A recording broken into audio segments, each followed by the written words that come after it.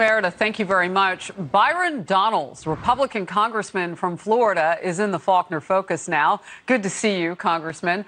First of all, what is the effect of silence or the omission of a word like communism when the White House responds, if and when they do, to the protesting that's going on for freedom in Cuba? That only goes to support the regime that has been in power for more than 60 years in Cuba. It is high time that the United States takes this actually seriously and that we do everything we can to unwind this regime. Let's be very clear. The Castro regime only empowered the Castros and the people that were loyal to them and to the military that was loyal to them. But the Cuban people have continually suffered for the last 6 decades. It's time to bring that to an end. Calling communism is something that we should be doing, whether it's the president of the United States, whether it's members of all the members of Congress, whether you're a Republican or Democrat, call it what it is. It is communism, it is a dictatorship, and it has destroyed the liberty of the Cuban people. Miami's mayor, Francis Suarez, ripped the White House's response to the protests and emotionally blasted the false promise of socialism. Let's watch, and I'll get your response on the other side. I really can't understand why anyone wouldn't, call this what it is, and why anyone wouldn't condemn a communist ideology that has failed, not just in Cuba, but everywhere in the history of humanity. It's a false promise. It's this promise that if we just take away everything from people with means, if we take away their businesses, if we take away their properties, and the government redistributes it all, then everyone's going to be better off. And the truth of the matter is, it's never worked. Congressman Donalds, is there something that you see that's connected with their journey to ours? Absolutely. It's the radical ideology of the left.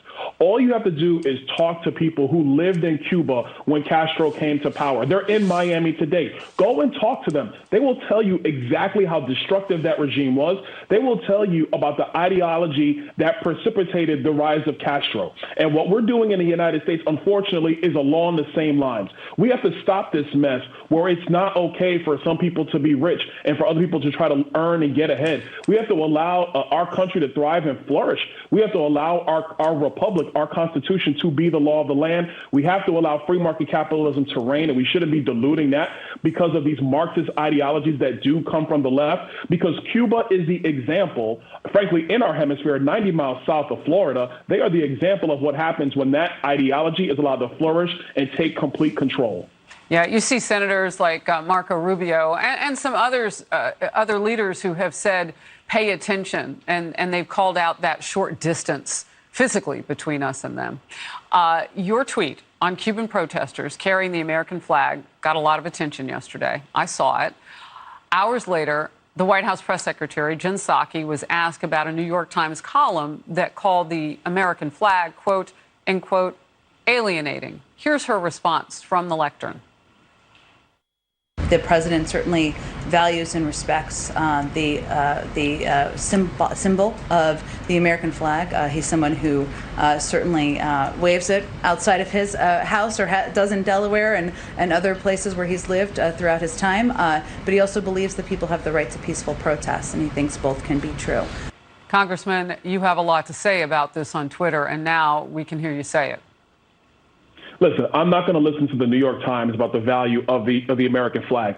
The New York Times has actually underreported the totalitarian regimes that have existed, not just in Cuba, but around the world for more than a century. So their history is clear. Our flag stands for freedom and liberty for all people. That's why Cuban people have fled to our country. That's why people come to our country from all over the world. That is why the American flag is the flag that is raised in these protests against totalitarianism. We don't need to listen to the left or the New York Times about what their view is, because their view has been warped, and it's been warped for a very long time. So the people in the United States understand that our flag is the symbol of freedom and liberty. Our nation might have issues, we have things we disagree on, but you're free to say it here, you're free to protest it here. Nobody will stop you from doing that. You can only see what's going to happen in Cuba and frankly in a lot of these other regimes where they don't tolerate dissent. And so our flag is the standard for liberty and freedom across the world. Well, and that's been, as we've talked about this over the last few weeks, and then now that the uprising is happening in the streets of Cuba, that's been a main concern. You know, what is this government going to do to push back on these people who now have so captivated the world with their ideas and thirst for freedom? It's interesting because we know what they historically have done to dissidents in that island nation. Congressman Byron Donalds, great to have you on the program. Thank you. Thanks for having me. Anytime.